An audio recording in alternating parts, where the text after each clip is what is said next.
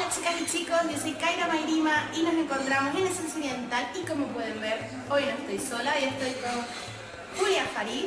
Julia Farid. Julia. But it's nice when you say Julia. Y hoy le voy a hacer una entrevista, vamos a hacer unas preguntitas para conocerla un poquito más. Así que, vamos a comenzar. ¿Sabes alguna palabra en español? Yo no entiendo. No entiendo. Do you know another word in Spanish? No, ok. Hola, gracias. Entiendo un poquito. Okay. Chicas, comenzamos. 1, 2, 3, 4. No, okay. I studied Spanish a bit, like many years ago. But now it's a huge confusion in my head because I'm studying Italian language. So when I want to say something in Spanish, they're coming Italian words in my head. And sometimes on the contrary, like really when I need to say something in Italian, and my teacher, because I'm studying it with a private teacher, she's like, Julia, what was that? I don't know this word. I was like, yeah, but it's in Italian. She said, like, it's not Italian language. You just said it in Spanish. I was like, I thought that I don't remember it at all, but no, some words I understand. Like a simple conversation, I can get some words. Or like, for example, in the menu, when I see the written text, much better, I can understand it. How were your beginnings in belly dance? It's why I'm always laughing when I hear this question, because it was a huge mistake. I started dancing by mistake.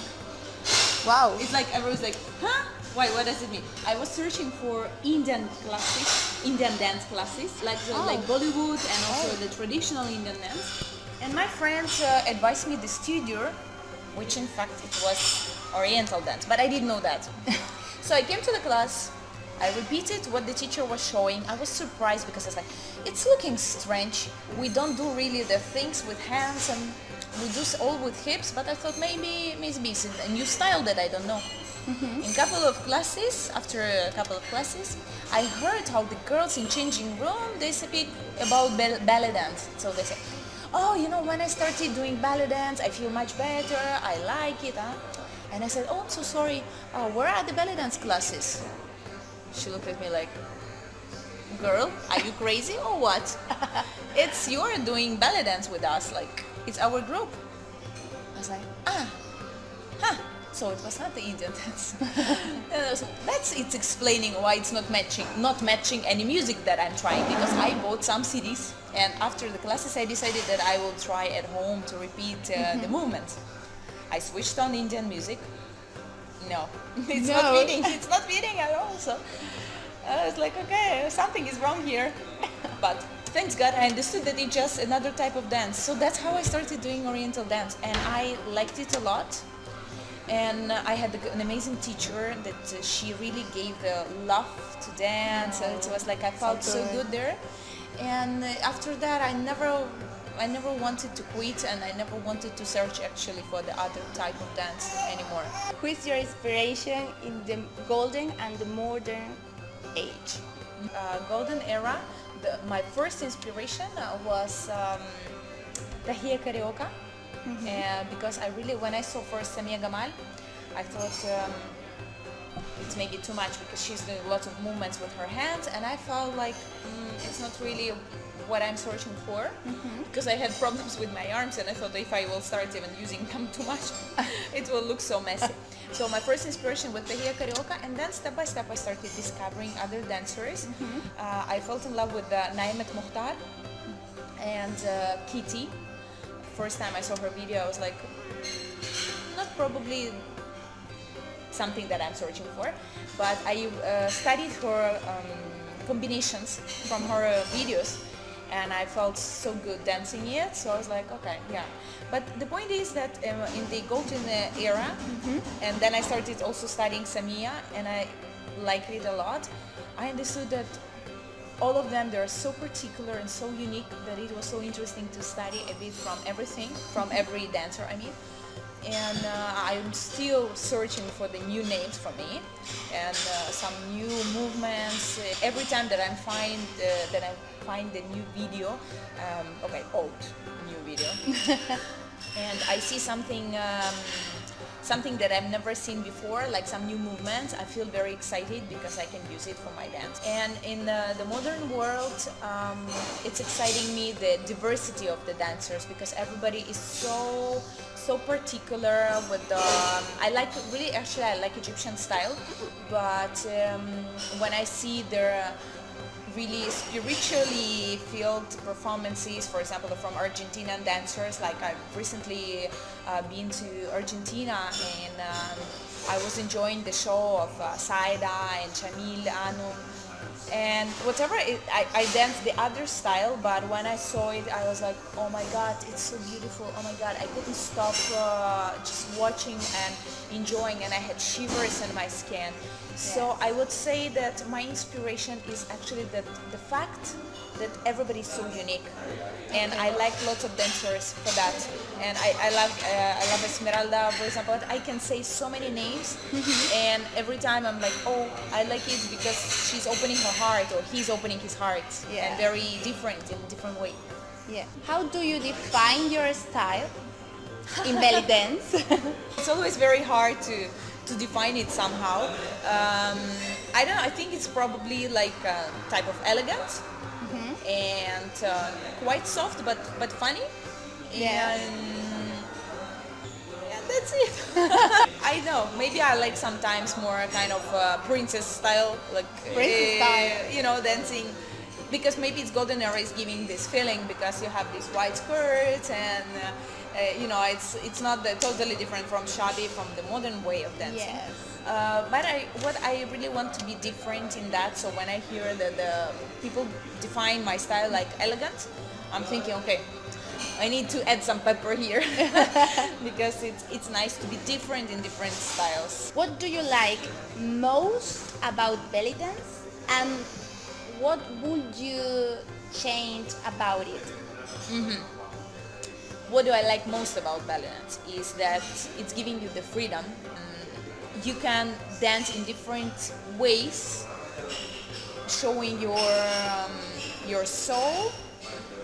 For me, okay, as a woman, it's a way to be feminine and open my heart with the audience, to be sad and happy and romantic. It gives me a variety of feelings, and that is something that is really amazing about exactly this style, because I was doing some other styles before, and I felt more like having rules, and that is something that I really like in Oriental dance, and also that I can dance naturally, without breaking my bones, and it's very nice, and it's good that really women of all age can do it, and they can feel artistic and alive and happy for that. And what I would change, probably the attitude to Oriental dance first from people outside of dance, because they sometimes think that Oriental dance is something vulgar. Yeah. Unfortunately, it's also the problem that caused by some dancers doing really it not in a nice way, especially in the restaurants, in the nightclubs. But also it's just the image of the dancer that is people seeing that she's not only dancing, let's say in this way. And this is unfortunately happening a lot, and we feel this attitude, and I hope it will change. And also I would like to change another thing, is that dancers' attitude sometimes, because as far as now we have so many competitions in some especially countries, like in my country, in Ukraine, so all the Eastern European world, plus also Asia and Latin America, we love to compete. Not me personally, I don't like, but in general, saying about the culture, we like to compete. And sometimes the competition is again bringing you in the wrong road, because when you're competing, you see, for example, this dancer won, so then everybody starts thinking, okay, I need to keep some rules to be good in the competition, so I will not do something that I like to do, but I will do something to win. Yeah. And this is creating the streams in Oriental dance. Yeah. Instead of opening the heart, instead of opening your soul and showing who you are, you're trying to follow somebody, the role model, I don't know, one dancer to be good because you have to fit some box. Do you have an important or special moment in your belly dance career that you remember? Good and bad. Okay, fine. Of course, one of the most important moments to me it was when I won the competition in Cairo, because it was my first time dancing with a live band ever. I was scared like hell, and so when I won that competition, I think it gave me just the understanding that I underestimate myself, because I'm quite shy person, and I felt, okay, then I can do that. Why I was thinking that I cannot do that? It's everything like it's living here in your head. So it was not. I didn't become proud or like, oh, you know, now I'm a winner. So, no, but I understood that I can win, and that is very important because it's giving you the belief in yourself. So for that moment was very special for me, not for results, but for that understanding and believing in myself. And another moment that was hard to accept was what one of my main teacher, the Egyptian teacher, Randa, she criticized me a lot after my performance. And I was feeling so happy. I felt like, oh my God, I did a great job. And she criticized me. She said that it was not good at all. And I was crying all night. I was feeling so upset. I couldn't understand what I did wrong. And I really lost so much in myself because I'm very hard to accept the critics. I'm the first one who is criticizing myself when people are saying or writing like, oh, Julia is not good, she's like, I don't like her. Especially at that time, I was taking everything very personally. So when I was criticized by somebody whose opinion is so important for me, I really felt very bad. But it's a very good lesson. Yes, because it took me some time, actually quite a long time, to understand why she said that, what she meant with that. Because when I was asking, but what, she was just saying like, it was not good. And so I had to take my time to review my actions, my dancing, to understand what she wanted to say. And after that I understood that also how we accept the critics is very important, because it should help us and not to destroy us. So it's another work with yourself to overcome the moments when somebody is telling that you are not good. Some things you just need to leave it. You don't care about that. But when it's somebody who is important for you saying that, it requires from you some actions. So that was another moment that helped me. How is your training routine? Well, honestly, no regular routine, because I cannot have the fixed schedule as far as I'm traveling every week. But first I'm trying to dance when I feel to, and some things are becoming like must. If I'm, for example, preparing the choreographies, I know that I need some time to practice, to create and to practice. So I'm trying every time like 2-3 hours to spend for that. Plus I'm going to the gym every time that I have an opportunity. When I'm staying in Kyiv, I'm trying to go like 3 times in a week. When I'm traveling, I still need to work with that, because I can't really find the balance at the moment, because I understand that I should then work out in the room, in the hotel room, because if there is no gym in the hotel, really not easy, sometimes really not easy. And also as far as I'm giving workshops a lot, and especially that I'm very often working in China, where the one class is for 5 hours. Wow. So you have everyday practice, really good practice. So when I feel that I have less classes, I'm more working out by myself. When I have lots of classes, I let my body relax. And also when I'm in Ukraine, I'm teaching in my studio, working with my students. So it's another practice, of course. How do you feel on stage? Great. No, well, okay. before going on the stage, like this. Always a bit stressed and excited. Stressed, okay, in a good way, more or less. Yeah. But always I have this feeling that I worry how the audience will like me, how it will be the contact with people. It's very important for me. But when I am on the stage, almost always, I just enjoy. Because I am imagining that I'm covered with music, it's my partner, it's my love on the stage, and this is the most important thing for me. Okay, audience goes after, but first is what is the magic that is happening right there on the stage, and it's very important for me to feel it. So I'm trying not to think much about the choreography. I'm still keeping focused on what I'm doing, of course, and on the audience for sure. But the main thing that I'm trying to preserve this feeling that I'm here, it's the moment, and I have to live this moment right now. What qualities do you think that must have a good dancer and a good teacher? So what is important for the good dancer? Good technique, Yes. to be hardworking, musicality and creativity, and being yourself. That's, I think, the most important, and also doing it with love and with passion. And for the good teacher, to be patient and to know a lot, to all the time to improve yourself, because being a teacher is very huge responsibility. You cannot do just something because you like it. You really need to have good knowledge and to be able to share it. That's why I said that you need patience, because sometimes you need to explain something 100 times, and you need to be okay with that, because once you're becoming, no, I don't want to explain it anymore. No, that's not your job then. It's better you find something else. Just be done a good dancer, but without teaching. And to be able to explain same things in different ways, because it's, yes. So it's not only that I'm the good dancer and I'm enjoying what I'm doing.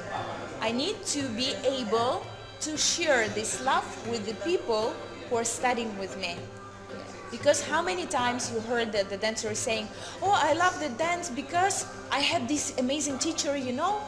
Okay, no, she's not famous, she's not even dancing anymore, and she was not even maybe like, I don't know, technically the best teacher, but you know, she gave me so much like love and passion to dance. That is so important. Yeah. It is so important, because even I had an experience, not in Oriental dance, with another type of dance, that I stopped dancing that style just because my teachers, they were all the time saying like, no, you have to be a champion, you must be proud of yourself, go do it. But everything was in a pushy way, and I was not feeling comfortable, and it was not about dancing, it was not about love, it was like, give me results, give me the medal, give me the cup. And I stopped dancing it, and I never wanted to come back. Whatever the style, the dance is amazing. It's a beautiful kind of dance. But what it means when the teacher cannot explain you why you're doing that, why cannot you give you the love to this art? Because the teacher is a guide. Is a guide from, like, it's taking the hand of the student and showing the world of dance. Here he has to teach to the students that you don't have, or you can't copy to another international dancers. Yes. And also even not to copy me. If I'm the teacher, I will not say to my students, dance with me, do it with me, only don't go here. No, never. It has to be on the contrary. Look, you are unique. Me as a teacher, I don't want my student to say, oh, she's reminding Julia, she is like Julia. No, that's bad. Yeah. That's bad for the dancer. Yeah. Because she's a different person. If people are thinking about me, looking at her, it's not good. Have you ever considered to leave your career, your belly dance career? To tell you the truth, I never thought to stop dancing. However, I had hard moments when I was very upset that my students are not attending the classes, and I had to pay the rent, and I didn't know, maybe it's better to just to stop teaching and to find another work and just to dance for myself. It was like, okay, years ago. And again, it was bad but good, because exactly those moments gave me the understanding that I cannot count on my students, that they will be with me. So if I want to continue my dance career, it's about me and not about them. If I'm the teacher and these are my students, for me it's my job, and for me it's my bread, and also it's something that I'm doing every day.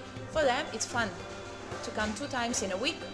And if tonight the boyfriend invited or the friends decided to go to the cinema, my student probably will think, maybe I will not dance tonight. So my life cannot depend on these situations. I have to continue anyway. So the difficult moments when I was about to stop teaching helped me to encourage myself to continue the solo career as a dancer, and that's actually helped me to become maybe even the international teacher who is not giving the fixed classes every week with the same group. And I felt like, okay, I need to invest in myself, and the time that I'm investing in my students, that sometimes they probably don't need all this time, because for them it's tonight I want, tomorrow I don't want, I will use for myself and I will grow as a dancer. And I'm not saying don't do this, no, but it always has to be the balance. So that situation, when I wanted to stop, helped me to understand that I need to put my dancing as a priority, not myself as Julia, but my dancing. So yes, there I had this kind of crisis. And another one was when I felt that dancing a lot, I started losing myself, because I repeat the same things, like the quite similar choreographies and similar style, and I felt like I need fresh air, I need something new. It brought me to Golden Era. That brought me to start studying Golden Era, and this year it brought me to start studying more folklore and history of Oriental dance, because I want to be more an expert also in these spheres.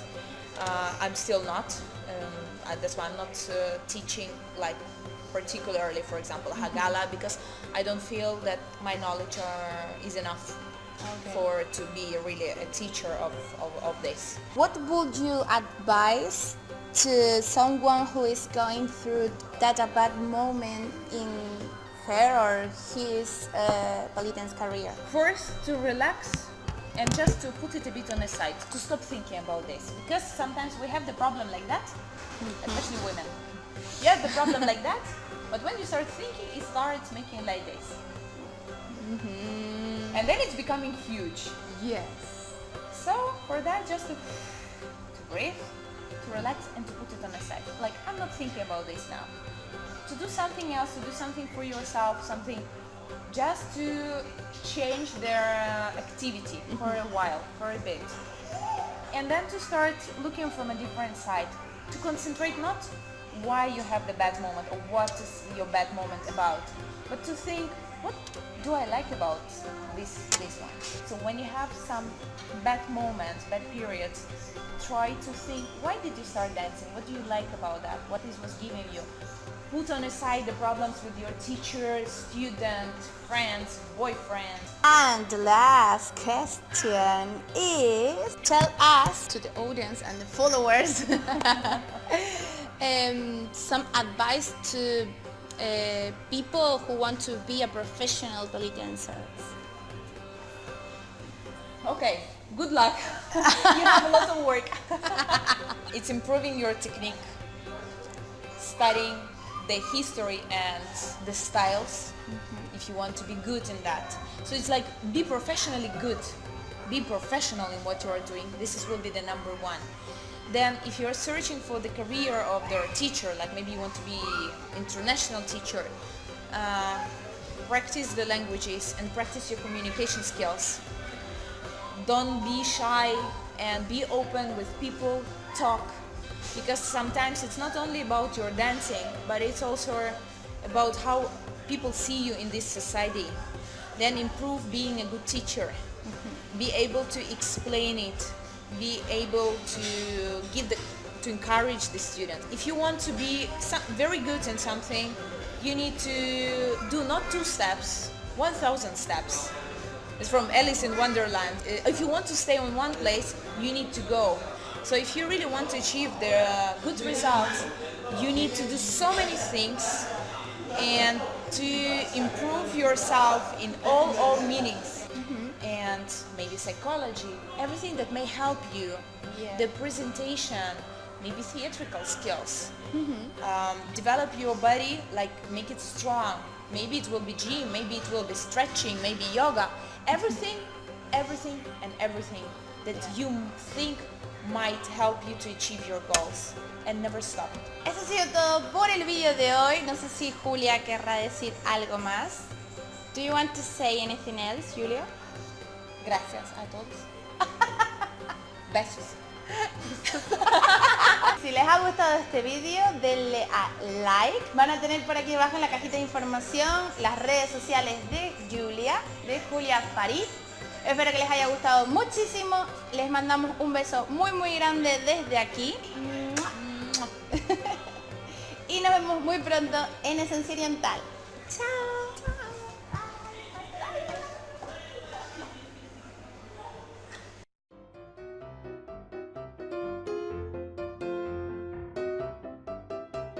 Yeah. Okay. I started studying.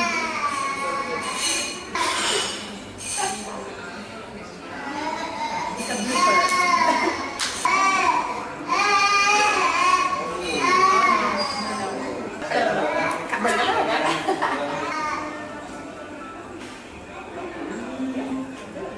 The beginning. And now let's start. Hello Everyone. That would be fun. It's like, no, we didn't record it from the very beginning. Okay. No pasa nada. Hola. Que estamos grabando. Ay. No te preocupes. No, he doesn't want to leave.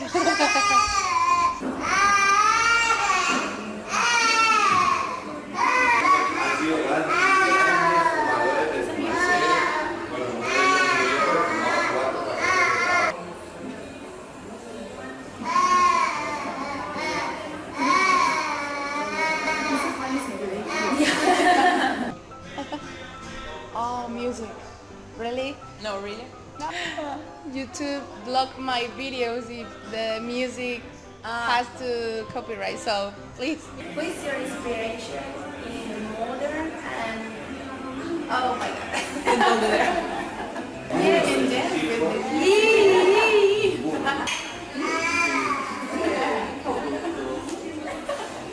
the same. Arctic.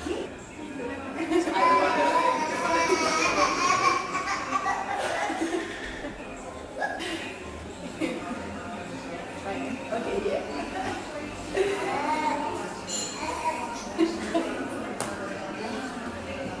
It's so funny. That's my mouth. Not now.